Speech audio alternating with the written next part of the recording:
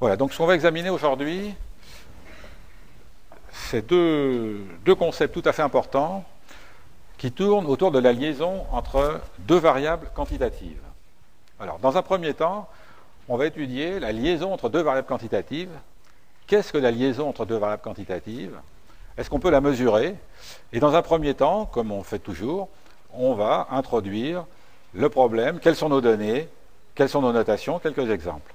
Ensuite, on introduira le fameux critère qui est le coefficient de corrélation, qui est un des critères de la statistique les plus utilisés. Au labo de statistique, je peux vous assurer que des coefficients de corrélation, on en calcule des centaines et des centaines par an. Alors, dans un premier temps, quelles sont nos données? Alors, le format de nos données, il ressemble beaucoup à des tas de choses que nous avons déjà vues. Il commence à vous être familier. C'est un tableau dans lequel vous trouvez en ligne les individus statistiques. Ici, j'ai n individus statistiques. Petit i, c'est l'individu courant.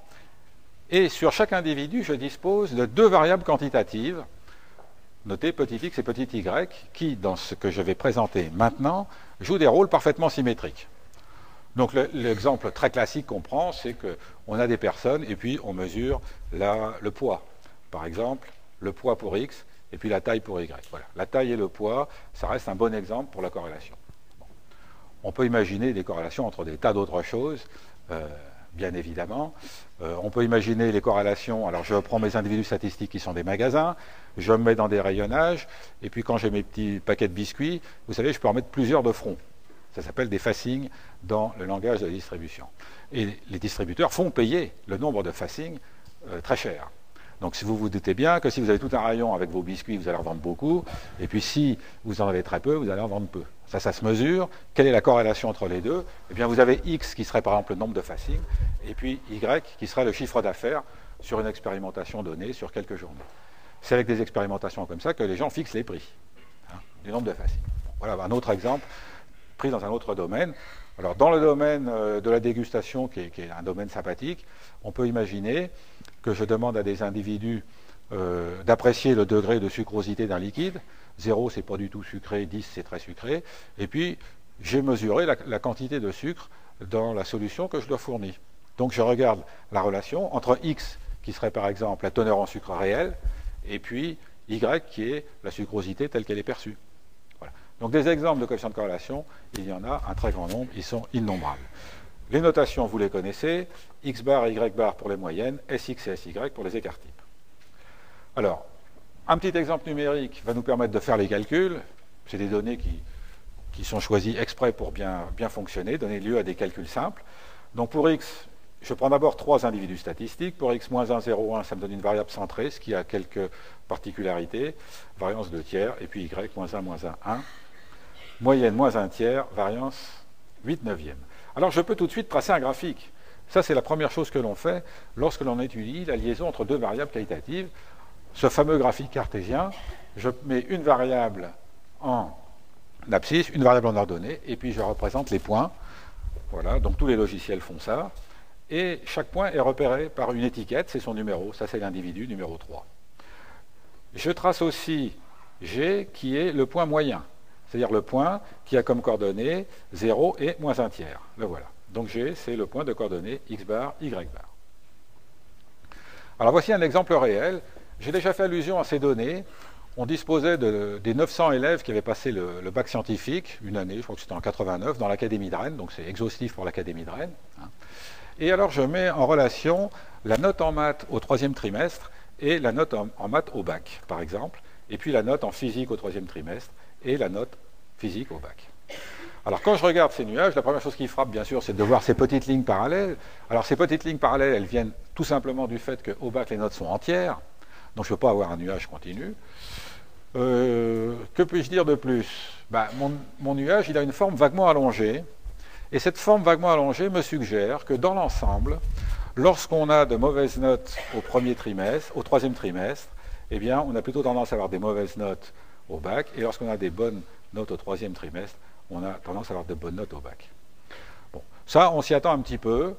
Vous l'auriez dit vous-même. C'est sûr que ceux qui ont des bonnes notes au 3e trimestre, généralement, ils ont de bonnes notes au bac. Mais généralement, qu'est-ce que ça veut dire? Alors voilà, on regarde ce graphique, et ce graphique, bien, Moi, personnellement, je m'attendais à un graphique beaucoup plus serré que ça, parce que je vois des tas de cas particuliers. Vous voyez, il y a des gens ici qui ont eu 3, par exemple, au premier trimestre, et voilà, cet individu, il a eu 15 quand même au bac. Retenez bien cet exemple, parce que dans la vraie vie, vous heurtez toujours à des gens qui ne raisonnent pas globalement, mais qui raisonnent par des cas particuliers. Et si vous leur dites, ceci est lié à cela, ils vous disent, non, regardez ce cas. Alors ici, ça voudrait dire quoi? Si vous commencez par dire, écoutez, la note en maths au troisième trimestre, elle est liée à la note en maths au bac. Et la personne vous dit, mais non, ce que vous dites est idiot. Regardez, je connais monsieur machin, et monsieur machin, il a eu 3 pendant l'année, il a eu 15 au bac. Donc ce que vous dites est faux. Vous allez constamment vous heurter dans la vraie vie à ce genre de raisonnement. Votre pire ennemi étant vous-même. C'est-à-dire que vous-même, vous avez en tête des cas particuliers qui infirment la règle. Donc il faut que vous notiez ceci. Cet exemple illustre bien la difficulté qu'il y a souvent à voir une loi générale au milieu d'innombrables cas particuliers. Ce cas est très facile parce que nous, on se doute bien, nous qui connaissons parfaitement le problème de l'enseignement, nous, c'est-à-dire moi et vous, on sait très bien que dans l'ensemble, il y a une liaison. Donc on ne va pas la mettre en doute. Mais imaginez que ce soit quelque chose d'un peu plus compliqué. Par exemple, la teneur en telle substance et la teneur en telle substance. Donc là, on n'est pas soutenu par un modèle mental qui nous dit, mais si, il y a une liaison, on en est certain. Donc retenez bien ça. Alors pour la physique, on observe la même chose. On observe aussi une liaison, d'ailleurs, avec un peu d'imagination. Je ne sais pas ce que vous en pensez, mais quand je regarde les graphiques, j'ai l'impression que le nuage elliptique de la physique est un peu plus resserré que celui des maths. J'ai envie de dire que la liaison elle est plus étroite en physique qu'en maths. Mais ça, c'est une impression visuelle qui peut être très trompeuse parce qu'on a des tas de points qui se superposent. Donc, nécessité d'un indicateur pour quantifier ce que l'on va appeler l'intensité de la liaison linéaire. Alors cet indicateur, c'est un indicateur qui est très connu, c'est le fameux coefficient de corrélation. Alors, on entend quelquefois dire coefficient de corrélation linéaire. Bon. Pour moi, le mot linéaire est inclus dans corrélation, mais vous le rencontrez quelquefois. Donc si vous voyez coefficient de corrélation linéaire, c'est la même chose que ce qu'on appelle ici coefficient de corrélation. On l'appelle quelquefois coefficient de corrélation de Pearson. Dans la pratique courante, c'est le coefficient de corrélation. Alors de quoi s'agit-il? Vous reconnaissez ici, dans la première écriture, les données centrées réduites. Voici ici les x centrés réduits, voici les y centrés réduits. Xi moins x bar centré, divisé par l'écart type, j'ai bien la réduction. Je fais le produit, et je fais la moyenne de ces produits. Donc le coefficient de corrélation, une des définitions, consiste à dire, mais c'est très simple, c'est la moyenne des produits des données centrées réduites. Bon, c'est pas très parlant, mais enfin, c'est une façon assez simple de le calculer. Donc on voit qu'on a cette notion de produit là. Alors une autre définition que l'on rencontre se trouve à côté. Et puis il y en a encore une autre qui consiste à dire je divise la covariance par le produit des écarts types. Alors la covariance, qu'est-ce que c'est? C'est ici le numérateur divisé par n. Bon, voilà. Ça, ce sont 3 définitions qui sont sur le marché. Alors, petit exemple numérique d'abord pour voir comment ça marche. Et puis ensuite, on va regarder pourquoi ça marche. Alors, comment ça marche? Je prends ici mes données brutes, je les centre et les réduis. Donc, XCR, ça veut dire X centré réduit. Les voilà. Donc, maintenant, mes moyennes valent 0, mes variances valent 1. Une fois que j'ai ceci, je fais les produits. Donc, le produit de ça par ça, ça me donne racine de 3. Ici, ça me donne 0, racine de 3. Et puis, je prends la moyenne. Donc, le coefficient de corrélation, en fait, il vaut ici 0,86 ou 0,87, si vous préférez. Voilà. Donc, ça, le calcul numérique est très simple. Vous, dans votre vie, vous n'aurez jamais à le calculer à la main. Le logiciel vous les fournira toujours, mais vous voyez comment ça fonctionne, ce n'est pas très compliqué. Le passage par les données centrées réduites est intéressant. Le coefficient de corrélation ne voit les données qu'au travers du centrage et de la réduction. Donc le coefficient de corrélation ne voit plus les moyennes, il ne voit plus les écarts types. Vous voyez, ça c'est ça le message qui est en subliminal derrière. Pas tellement en subliminal, puisque j'insiste. Donc il n'y a jamais d'effet de moyenne dans un coefficient de corrélation, il n'y a jamais d'effet d'écart type. Alors pourquoi ça marche? On a dit que ce que nous faisons, c'est le produit des données centrées réduites. Prenons le produit des données centrées. Alors, plaçons-nous dans le repère XY, et dans le repère XY, je repère X bar, Y bar, voilà. Alors, dans ce cadran-là, xi moins x bar multiplié par yi moins y bar est positif. Dans ce cadran-là, c'est négatif. Dans ce cadran-là, c'est positif. Dans ce cadran-là, c'est négatif. On voit que le signe du produit dépend de l'emplacement, bien sûr, du point. Alors, regardez maintenant ce qui se passe. Quand je prends des points qui appartiennent à l'ellipse A, j'ai ici beaucoup de points pour lesquels le produit est positif. Beaucoup de points pour lesquels le produit est positif. Donc, quand je vais faire la moyenne, je vais avoir quelque chose de positif. Quand je prends des points dans l'ellipse B, j'ai ici beaucoup de points pour lesquels le produit est négatif. Beaucoup de points pour lesquels le produit est négatif. Donc ici, je vais avoir un coefficient de corrélation négatif. Et tout de suite, vous voyez que le coefficient de corrélation, il va avoir un signe qui est positif lorsque la liaison est croissante. Alors la liaison est croissante, ça veut dire que plus x est grand, plus y est grand. Et puis le coefficient de corrélation, il va être négatif lorsque on a une liaison décroissante, c'est-à-dire lorsque plus x est grand, plus y est petit. Voilà pourquoi ça marche. Alors, plus précisément, examinons une série de cas particuliers. Alors, le coefficient de corrélation, comme vous allez rapidement l'apprendre, il varie entre moins 1 et plus 1. Alors, qu'est-ce que ça signifie quand il vaut plus 1? Prenons ce premier cas. Quand il vaut plus 1, ça veut dire que tous les points ici sont parfaitement alignés. C'est pour ça qu'on appelle ce coefficient de corrélation, quelquefois, le coefficient de corrélation linéaire. Lorsqu'il vaut moins 1, les points aussi sont alignés, mais cette fois, la pente est négative. Donc, les valeurs de plus 1 et de moins 1 correspondent à des liaisons linéaires parfaites. Lorsqu'on a un nuage qui est complètement informe, tous les points reconstituent à peu près un disque. Alors dans ce cas-là, on a un coefficient de corrélation qui vaut 0. Et puis ici, vous avez deux situations intermédiaires. Une situation où on a un nuage elliptique, le coefficient de corrélation est compris entre 0 et 1, parce que l'ellipse a son axe principal avec une pente positive. Et puis ici, on a un coefficient de corrélation qui est négatif. Donc on voit tout de suite ici ce que mesure le coefficient de corrélation. Il mesure l'intensité de la liaison linéaire. Sa valeur absolue mesure l'intensité de la liaison linéaire. Lorsque la valeur absolue vaut 1, eh bien, ça veut dire qu'on a une liaison linéaire parfaite. Lorsque la valeur absolue vaut 0, ça veut dire qu'on n'a pas de liaison linéaire du tout. Alors, cette première série de 5 est bien entendu à bien savoir, à bien maîtriser. Regardons les deux autres cas. Regardez celui-ci, le cas 6. J'ai placé les points exactement selon une parabole et je les ai placés de façon très symétrique. Eh bien, si je calcule le coefficient de corrélation, alors j'obtiens exactement 0. Donc, il ne faut surtout pas dire que lorsque le coefficient de corrélation est nul, les variables sont indépendantes. Pas du tout. Ici, elles sont très liées. Elles sont même liées par une relation fonctionnelle. Ce qu'on peut dire lorsque ça vaut 0, c'est qu'il n'y a pas de liaison linéaire. Et effectivement, ici, ce n'est pas une liaison linéaire, puisque quand x est grand, puisque quand x grandit, au début, y grandit, puis après, y diminue. Alors, autre cas, tout à fait intéressant, celui-ci, regardez. J'ai un point qui est très particulier. Quand je calcule le coefficient de corrélation, je tombe ici sur ce cas-là, je crois, 0,7. Alors, si je lis le 0,7 directement, je vais dire, ben voilà, il y a une liaison positive, qui est moyennement intense ou assez intense, tout dépend après de votre appréciation du 0,7. Et en fait, quand on regarde le graphique, on a envie de dire autre chose, on a envie de dire, il y a certes un point très particulier, mais hormis ce point très particulier, on a une relation qui est plutôt négative. Ça signifie que le coefficient de corrélation, il va être très pratique pour quantifier des choses qu'on voit sur un graphique, mais il ne remplace jamais. Donc vous êtes quand même obligé de faire des graphiques pour vous assurer que vous avez des nuages à peu près homogènes. Ceci en est un bon exemple. Alors, cela étant, on va calculer quelques coefficients de corrélation sur notre fameux jeu de données.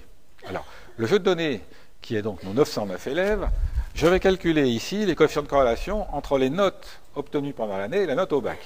Alors, tout à l'heure, on examinait pour les mathématiques la liaison entre la note au troisième trimestre et la note au bac. Quand je calcule le coefficient de corrélation, j'obtiens 0,678. Et puis, j'avais, vous vous souvenez, le même dessin pour la physique. Alors, pour la physique, eh bien, j'obtiens 0,721. Effectivement, la liaison ici semble plus intense que ici. Donc mon impression visuelle était bonne. Hein. Mon impression visuelle était bonne, selon laquelle, eh bien, en physique, la note au bac est plus étroitement liée à celle du troisième trimestre, hein, qu'en maths. Bien.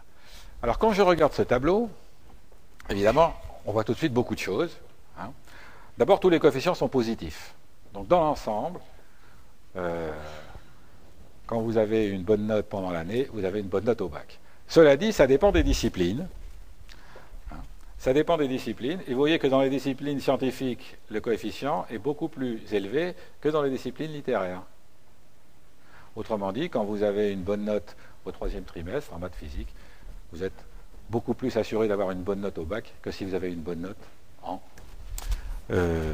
philosophie ou histoire géo. Ça, c'est une constatation. Et puis, regardez l'évolution du coefficient au cours de l'année. Il est toujours croissant. Vous voyez, 0,57, 0,66, 0,67. C'est-à-dire que plus on s'approche du bac, plus la note obtenue pendant l'année ressemble, entre guillemets, est liée linéairement, c'est plus précis, à celle que l'on va obtenir au bac. Vous voyez, ce tableau est tout à fait intéressant et peut nous servir éventuellement de base de discussion pour savoir s'il faut remplacer le baccalauréat par un examen continu pendant l'année. Eh bien, c'est à partir de données comme ça qu'on peut le faire. Alors pour la petite histoire, il y a un cursus qui s'appelle le cursus agroalimentaire sur ce campus. Eh bien, ce cursus agroalimentaire avait autrefois un concours propre. Et on a enlevé ce concours propre, qui était quand même assez lourd à organiser, assez cher, par un contrôle continu en quelque sorte, c'est-à-dire on a fait une première sélection à partir des notes obtenues pendant l'année, première et terminale, sur la base justement d'études statistiques comme celle-ci. Alors pour ça, on va adopter la procédure classique. Alors la procédure classique, qu'est-ce qu'elle nous dit? Elle nous dit, voilà, il y a une population. Dans cette population, je m'intéresse non plus à un critère, comme je le fais jusqu'ici, mais à deux critères. X et Y. Ces deux critères, ils ont une moyenne, mu X, mu Y, ils ont un écart type, ou une variance, sigma carré X, sigma carré Y, et ils ont un coefficient de corrélation. De cette population, je tire un échantillon que je peux examiner soit en tant qu'échantillon observé, soit en tant que variable aléatoire, avec petit xi, petit yi pour les valeurs observées, grand xi, grand yi pour les variables aléatoires. Ces notions nous sont tout à fait familières. D'habitude, nous n'observons qu'une seule variable. Ici, on en observe deux, c'est tout.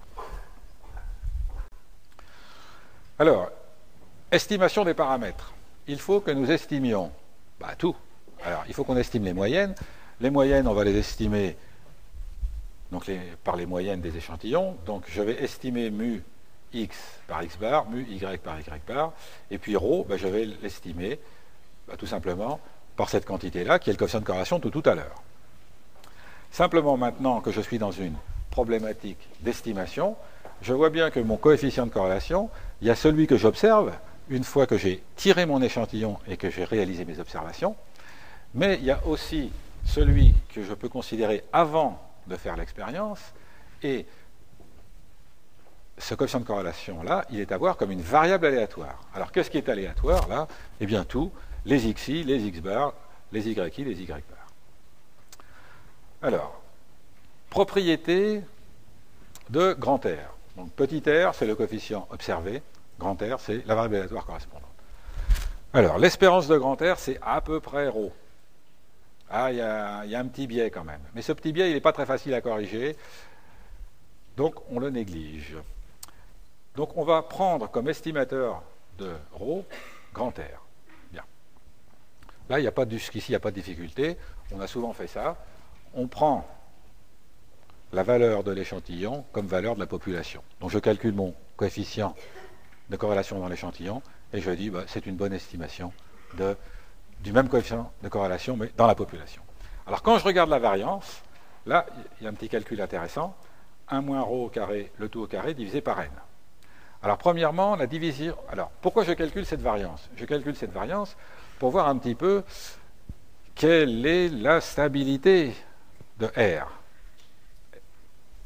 Est-ce que mon R est très variable, c'est-à-dire qu'un ρ étant fixé, je peux obtenir n'importe quoi, aussi bien moins 1 que plus 1, ou au contraire, un ρ étant fixé, eh bien, je suis toujours autour.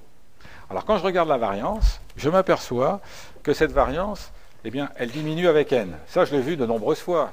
C'est le fameux sigma 2 sur n, qui est la variance de la moyenne. Donc plus je prends un échantillon de grande taille, et moins ma variable aléatoire grand R sera variable. Ça, c'est ce que j'attends. Et d'ailleurs, je prends des grands échantillons pour ça. Par contre, ce que je vois aussi, c'est que cette variance dépend de ρ.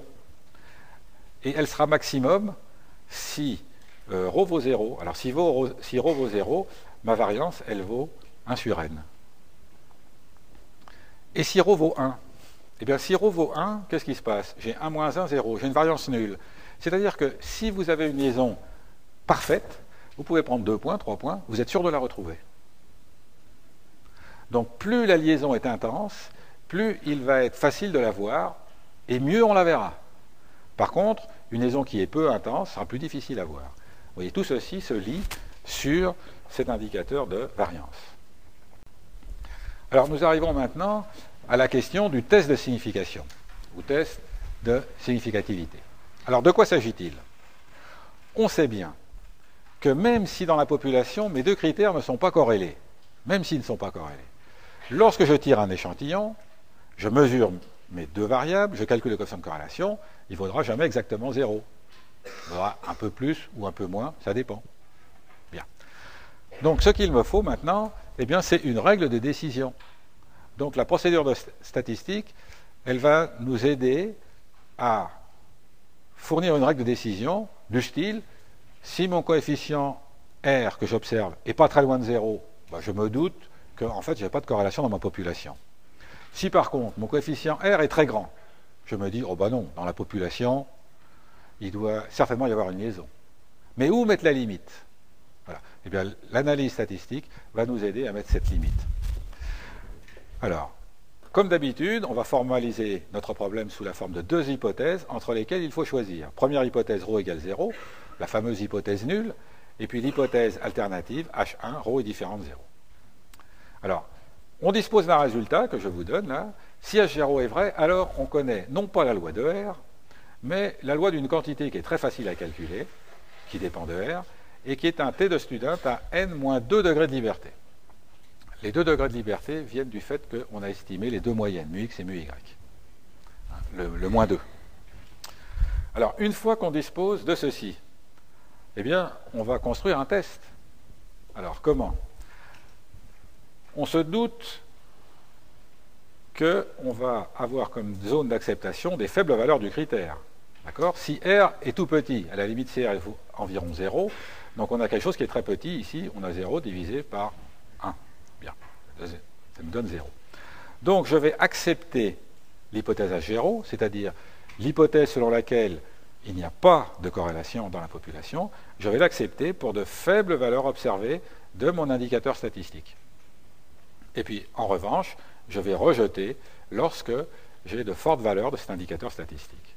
Donc je procède exactement de la même façon en maîtrisant le risque de première espèce. Le risque de première espèce, je vous rappelle, c'est je dis qu'il y a une relation alors qu'il n'y en a pas. Dans le risque de première espèce, on se place toujours sous l'hypothèse H0. Il n'y a pas de différence de moyenne. Ici, il n'y a pas de liaison. Alors donc, je vais produire cette règle de décision. Vous reconnaissez ici la moitié du risque de première espèce, alpha sur 2, alpha sur 2. Alors, vous n'êtes pas obligé de le calculer formellement. Oui, il y a une question?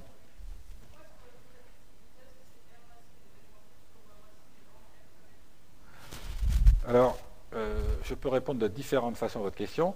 La première façon de répondre, c'est de dire on ne connaît pas la loi de R, par contre on connaît cette loi-là. Donc on va plutôt calculer un indicateur dont on connaît la loi. Mais ça ne change rien quant à la décision, si c'est ça qui vous importe. C'est un simple intermédiaire technique. C'est un intermédiaire technique d'ailleurs qu'on pourrait ignorer. Dans un cours très light sur la statistique, on pourrait l'ignorer. C'est un intermédiaire technique. Je pense répondre à votre question. D'ailleurs, on peut tellement l'ignorer que, in fine, ce que l'on fait, c'est qu'on regarde dans des tables. Donc les tables ont déjà été faites.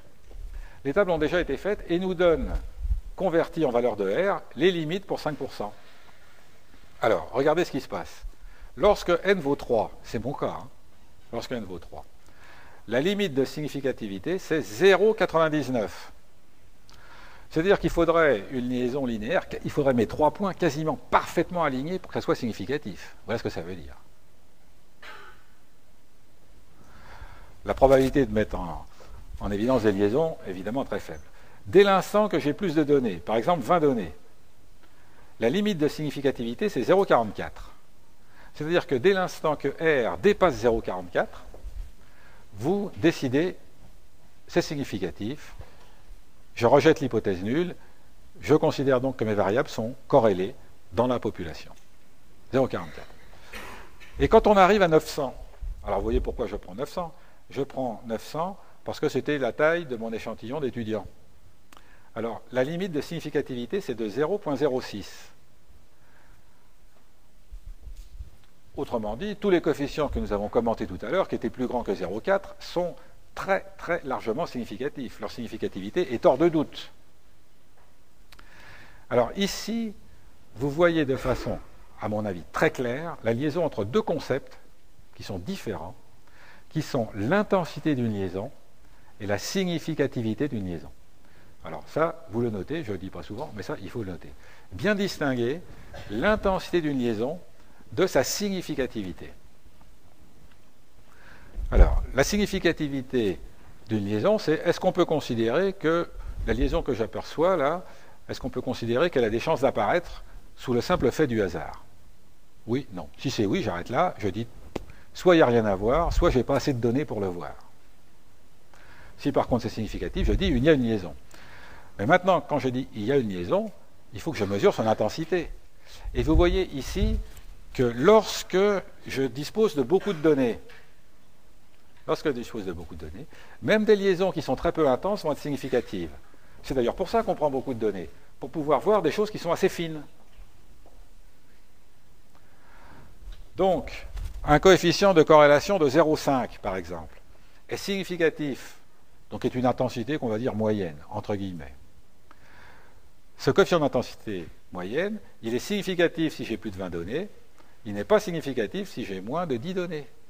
Vous voyez la nuance qu'il y a, ce n'est pas une nuance, la différence très importante entre intensité de liaison et significativité d'une liaison.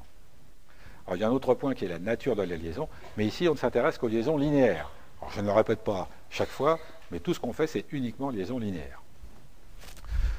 Alors, dans l'exemple numérique, pour n égale 3, on a 1 degré de liberté, le coefficient, vous vous souvenez, c'est 0,86, il n'est absolument pas significatif, j'accepte donc H0. Ça veut dire que si vous avez un très petit nombre d'individus, 4, 5, 6, ce n'est pas la peine de chercher à mettre en évidence des corrélations. Vous n'y arriverez pas. Sauf si vraiment vous avez des choses complètement linéaires, fonctionnelles. Alors, le fait de connaître la loi de cette quantité va nous permettre de sortir la probabilité critique. Donc, je calcule ceci, ça me donne racine de 3.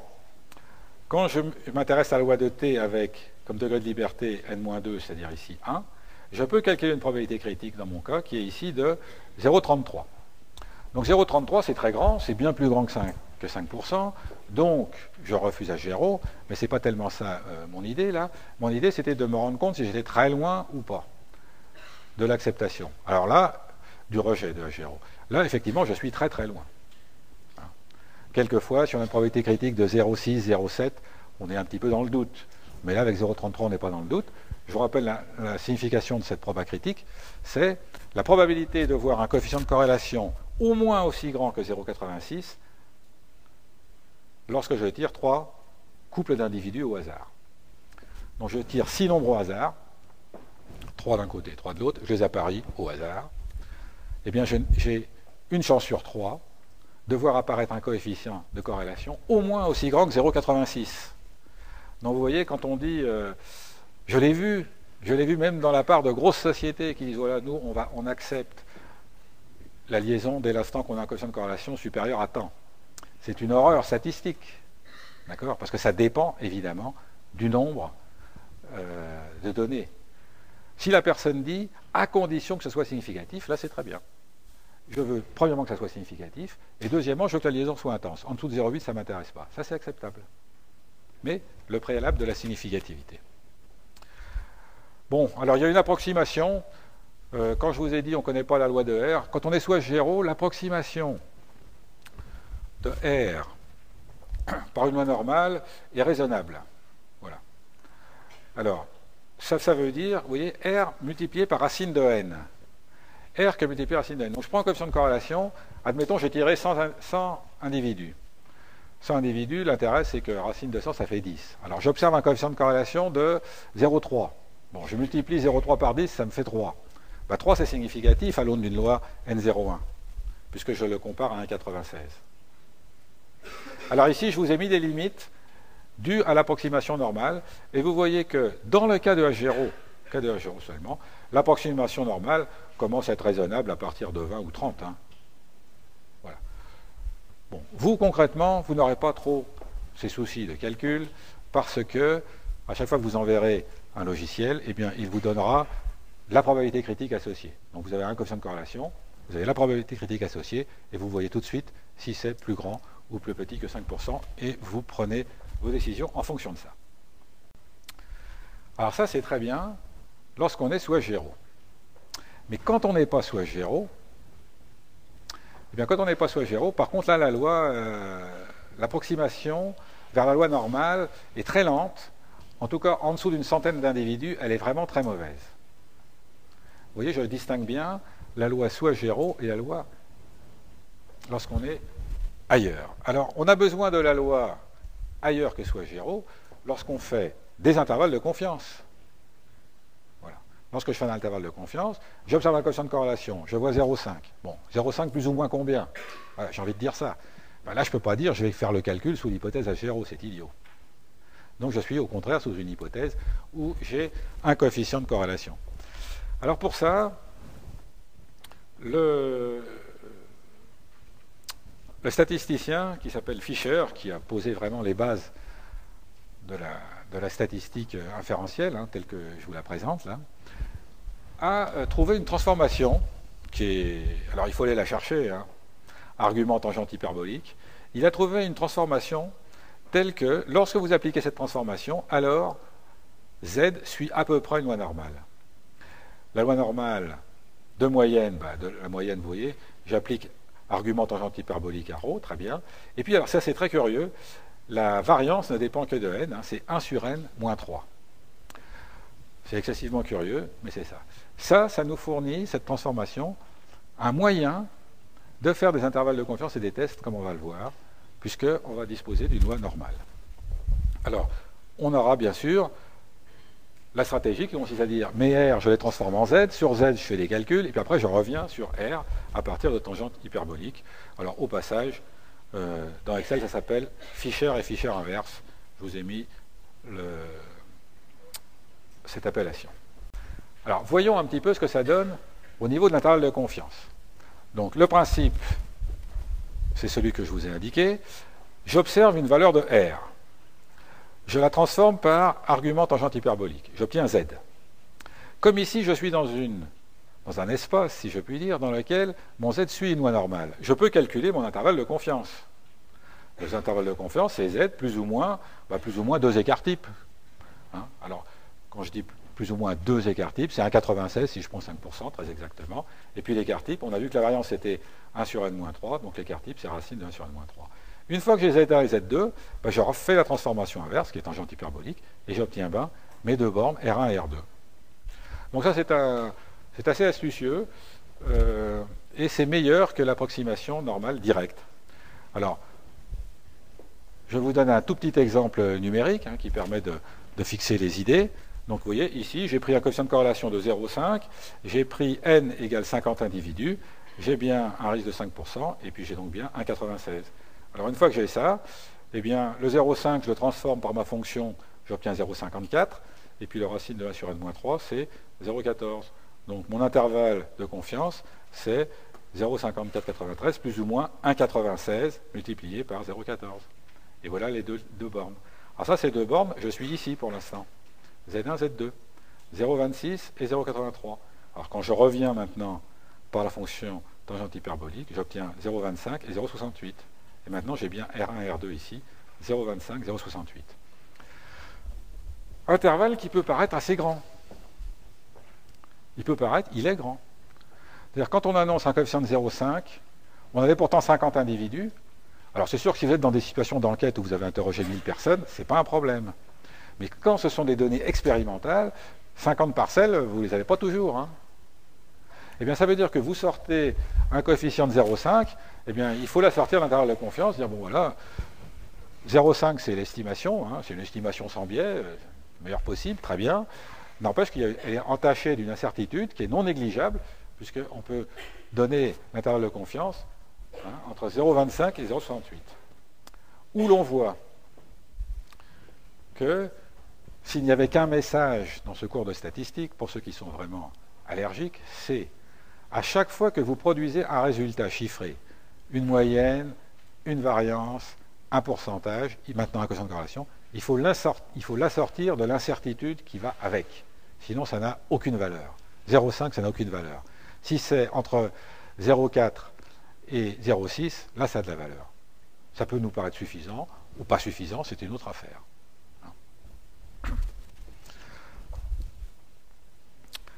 Alors, j'ai calculé ces intervalles de confiance, j'ai fait quelques calculs là, pour quelques situations standards. Alors, pourquoi je le fais, ça? C'est parce que, si vous voulez, dans la statistique, il y a plusieurs choses, on apprend les méthodes, mais il faut essayer de développer une certaine intuition. Bon.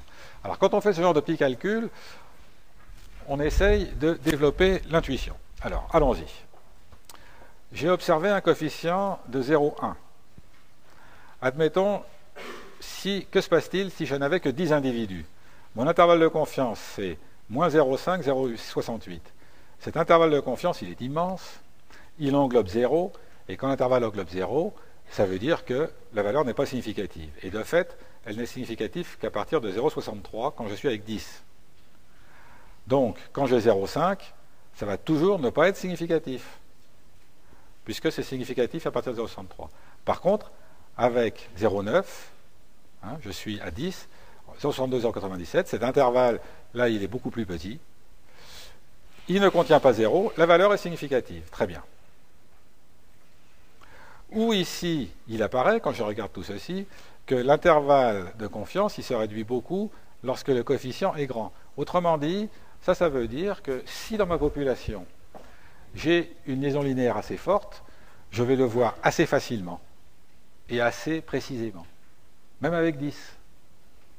Si par contre j'ai des liaisons qui ne sont pas très fortes, n'espérez rien avec 10.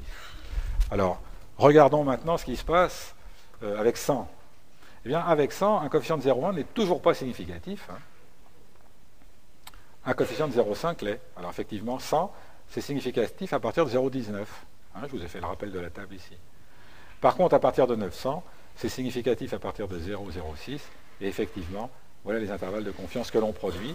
Et vous voyez qu'ici, avec 900, lorsque vous avez des intervalles de confiance pour 0,5, 0,6, 0,7, eh bien, ils sont assez restreints. Enfin, ça varie quand même de 0,44 à 0,54. Ce n'est pas une précision énorme. Donc, les coefficients de corrélation, ce ne sont pas forcément des choses qui sont très faciles à estimer, c'est-à-dire qu'il faut beaucoup de données pour pouvoir les estimer avec précision. Donc, vous voyez qu'ici apparaît encore cette notion selon laquelle on doit distinguer l'intensité d'une liaison et la significativité. Lorsque j'ai peu de données, je ne verrai que des choses très, très faciles à voir, des écarts de moyenne très grands, des liaisons très très étroites. Avec beaucoup de données, je peux avoir la prétention de voir des écarts de moyenne très faibles, des liaisons pas très étroites, pas très nettes, et pourtant bien réelles.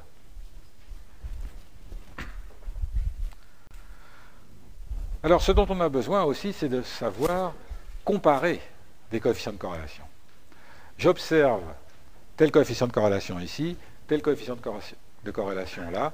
Est-ce que je peux considérer que ces coefficients sont les mêmes ou pas? Sachant que chacun d'eux est entaché d'une certaine variabilité.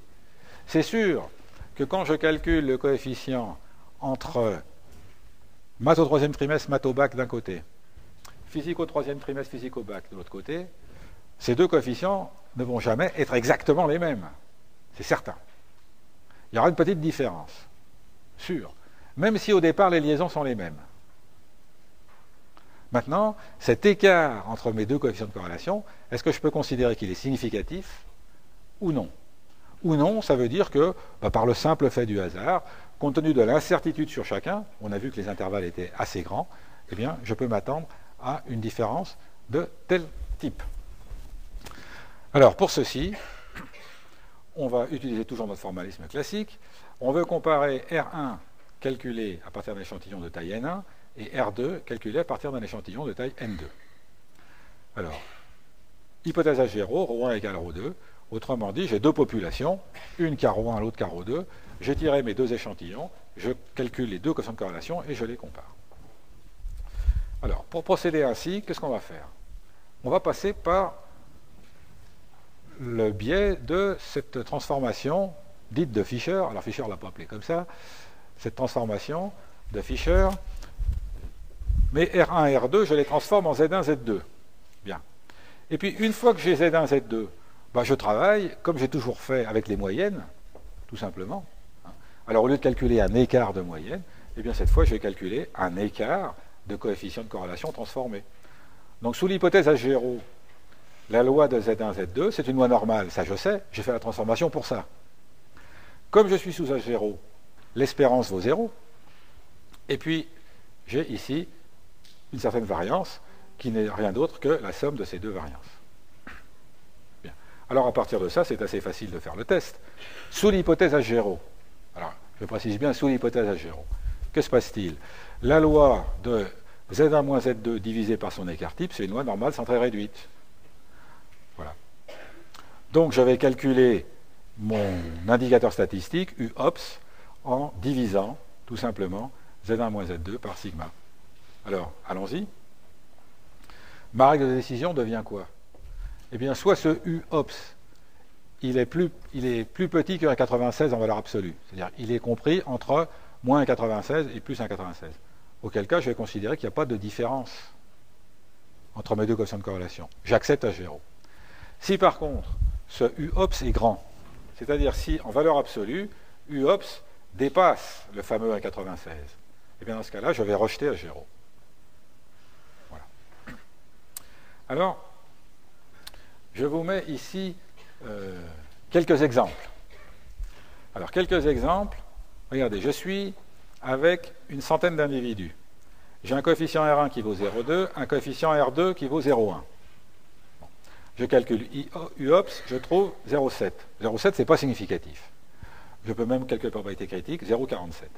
Donc vous voyez, avec 100 individus, j'observe des liaisons assez faibles. D'un côté 0,1, de l'autre côté 0,2. La différence n'est pas significative. Cette différence d'un dixième de point.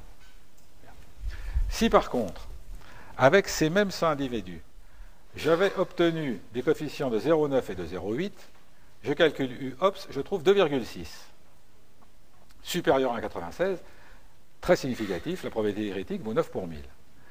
Donc vous voyez que ce qui compte, ce n'est pas l'écart, qui est ici le même, puisque cet écart, il est de 0,1 point. Il faut le ramener aux effectifs, et puis il faut le ramener à la valeur du coefficient de corrélation lui-même. Donc on ne peut pas avoir une espèce de limite où on dirait, au-delà de cette limite, c'est significatif. Non, parce que ça dépend aussi de la valeur des coefficients de corrélation. Donc regardez bien ce tableau, parce qu'il est censé vous donner l'intuition des choses. Donc là, nous, ce que nous faisons dans notre cours, dans notre TD, c'est vous donner les pistes. Ce tableau, il est très important, il faut que vous y réfléchissiez par vous-même. Et là, malheureusement, je suis obligé de terminer par quelque chose d'un peu compliqué. Alors, vous vous souvenez, coefficient de corrélation entre maths au bac et maths au troisième trimestre, 0,67. Le voilà. Pour la physique, 0,72. Je calcule U, 1,79, 7%. C'est pas significatif. Ah, c'est pas de chance. C'est pas de chance, on va le dire comme ça. Je regarde, mon inspection visuelle me dit, tiens, j'ai l'impression que pour la physique, la liaison est plus étroite. Elle est plus étroite que celle des mathématiques. Mais ce n'est pas significatif. Alors qu'est-ce qu'on fait? Là, on a quand même envie de la garder. Il ne faut pas être non plus complètement stalinien dans nos décisions. Pourquoi ça? Parce que quand on regarde bien, si vous regardez le tableau, eh bien cet écart est un petit peu toujours le même. C'est-à-dire que je l'observe au premier trimestre, je l'observe au deuxième, je l'observe au troisième. Alors c'est à la limite de significativité, mais je l'observe de nombreuses fois. Donc ça a tendance à m'inciter finalement à rejeter Agéro. Alors voilà, ça c'est quelque chose qui est un petit peu plus difficile, mais il ne faut pas le cacher. Dans un premier temps, vous pouvez avoir une conception, alors pardonnez-moi le terme, stalinienne, très dure, de dire voilà, plus grand que 5%, plus petit, point, je ne discute pas. Et puis dans un deuxième temps, vous vous donnez compte un peu du contexte.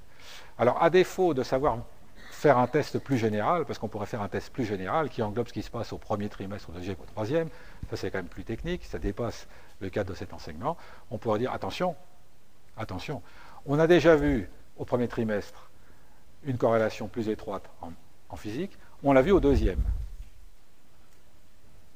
Donc, comme ça apparaît 3 fois de suite, ça incite à l'accepter. Alors, retour sur notre ami camarade Staline, qui consisterait à dire, puisqu'on l'a observé au premier trimestre, au deuxième trimestre, voilà, j'ai regardé, je me dis, je m'attends à une différence, mais dans un sens que je connais, c'est-à-dire une liaison plus étroite pour la physique que pour les maths. Auquel cas, ça me conduirait vers un test unilatéral qui, lui, sera significatif.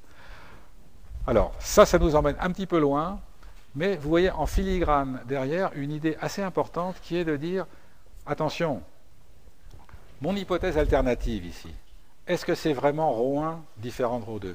Est-ce que ça ne serait pas plutôt ρ1 inférieur à ρ2, supérieur à ρ2, puisque ρ1 c'est la physique. Alors si j'ai une hypothèse qui est plus précise, alors là je fais un test unilatéral et là ça devient significatif. Donc vous y réfléchirez, c'est un bon thème de réflexion